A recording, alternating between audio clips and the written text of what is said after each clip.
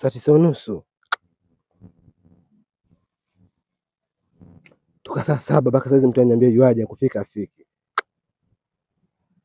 Auntie. Yes mama. Sijakwambia. Niko na bebu wangu.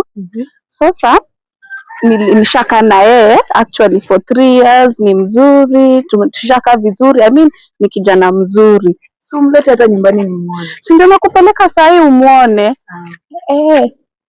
Hata ndio huyu babe.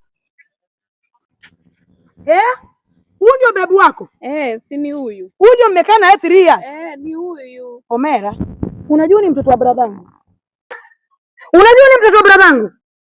Tangu lini ukaanza kukula mtoto na mayai, kuku na mayai? Lakini mke wangu, si mambo ya kuongea hayo. Unajua ni mtoto wa bradangu? Sawa basi ndio ongea kwa nyumba. Hakuna kitu tunaenda kusema kwa nyumba.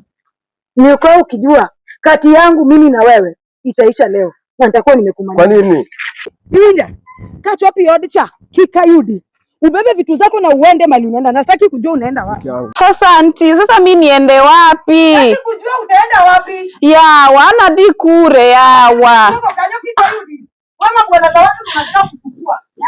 Uende, upate mali unaenda. Usikuja kwangu.